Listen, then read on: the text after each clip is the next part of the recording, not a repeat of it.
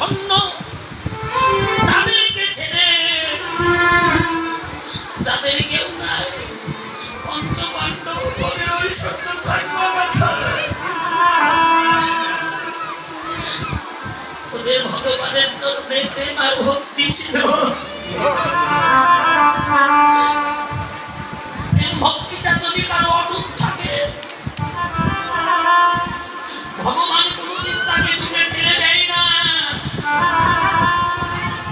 কুরুক্ষেত্রের যুদ্ধে অনেক নিষ্পাপ প্রাণও গেছে।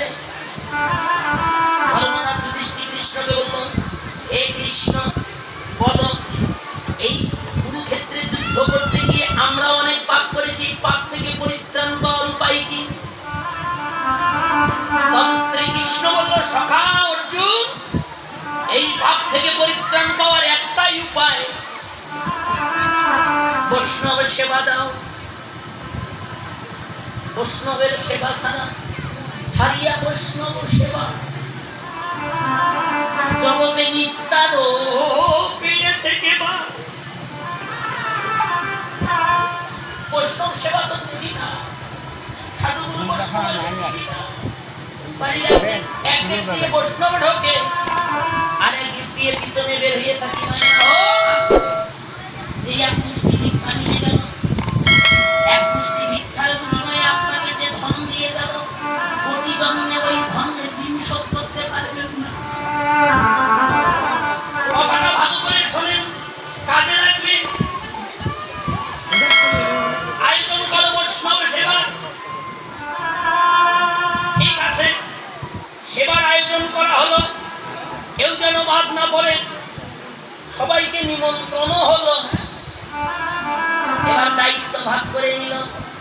কেউ বৈষ্ণব আসলে সেবা দেবে, কেউ পরিচর্যা করবে, কেউ বাসন দেবে, কেউ বাসন খাবে, সব দায়িত্ব ভাগ হলো। কৃষ্ণ অর্জুনকে বললেন, অর্জুন, ক্ষেত্রের যুদ্ধে তো আমি উপস্থিত ছিলাম, আমি স্বয়ং ভগবান, আমার সঙ্গে অনেক অনেক নিষ্প্রাণ পাপ প্রাণ গেছে, এটা আমি দেখেছি, এতে তো আমার অপরাধ হয়েছে, আমাকে কিছু দাও, এই যজ্ঞের দায়িত্ব। অর্জুন বললেন, সকালে সব দায়িত্ব তো আমরা ভাগ করে দিয়েছি, কি দায়িত্ব আছে? কৃষ্ণ বলছে, ওরে সখা, দায়িত্ব না থাকলেও একটা দায়িত্ব আছে, ওই দায়িত্বটা আমি দেব। অর্জুন বলতে, সখা বলো কি দায়িত্ব সেটা? বলছে, এই যজ্ঞে যত বৈষ্ণব আসবে সকল বৈষ্ণবের চরণ আমি নিজ হাতে ধোয়াইয়ে দেব।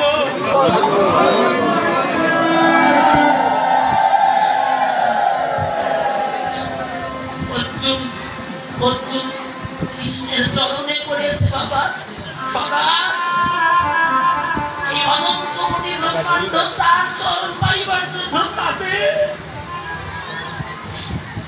যোগী মুনি ঋষি কিন্নর প্রত্যাদি যার চরণ পাইবার জন্য কাঁদে, সেই ভগবান তুমি এত নিকৃষ্ট কাজটা নিয়ে নিলে। হাজার হাজার বৈষ্ণব এলো, ভক্ত এলো, 52টা ভোগ সত্যি ব্যঞ্জন রন্ধন করা হলো। যে বৈষ্ণব যেভাবে সেবা দেওয়া দরকার তাকে সেইভাবে সেবা দিল, কিন্তু স্বর্গের ঘন্টা বাজলো না। অর্জুন বলছে, কৃষ্ণ এত বৈষ্ণবের সেবা দিলাম, কিন্তু স্বর্গে ঘন্টা বাজলো না কারো। কৃষ্ণ বলছে, ও অর্জুন, অনেক বৈষ্ণবের সেবা দিয়েছ বটে, কিন্তু একজন শুদ্ধ বৈষ্ণবের সেবা হয় না।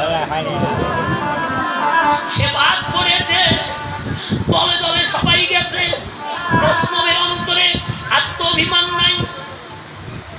ওই যে বাজারের কোনায় বসে রহিদাস কাটা সেলাই করছে, শুধু তখন মনে বাবা ওরার সময় কৃষ্ণ বের করে, তখনও কৃষ্ণ কৃষ্ণ নামে করে আর নয়ন জলে ভাসে। অর্জুন নিজে গেল ওই রুহিদাসকে নিমন্ত্রণ দেওয়ার জন্য। রুহিদাস তখন নিমন্ত্রণ দিল। রুহিদাস তখন পরের দিন আসলো বাবা মধ্যাহ্নে। কৃষ্ণ এক বন্ধুর জল নিয়ে প্রথম দ্বারে অপেক্ষা করছে, কতক্ষণ করে আসবে আমার কৃষ্ণ। এই বিনোদিনী কাঙ্গাল ছিন্ন বস্ত্র অঙ্গে, কণ্ঠে তুলসীর মালা ধারো সঙ্গে দুগ্ধ দিল। কৃষ্ণ নামে করছে আর নয়নের জলে ভাসিতে ভাসিতে যাত্রা করছে বাবা। রাজমহলের প্রথম সোপানে যখন এসে দাঁড়িয়েছে, সম্মুখে কৃষ্ণ দাঁড়িয়েছে। রুহিদাসকে টিভির উপরে যখন বসতে দিয়েছে বাবা, তোমার নয়ন জলে কাঁদিছে। ভাগ্য থেকে গঙ্গা জল নিয়ে তখন রুহিদাসের চরণে দিয়েছে। আইরে ভক্তের চরণ, আমার বৈষ্ণবের চরণ। রুহিদাসের দুটি চরণ ভগবান বক্ষে জড়িয়ে ধরে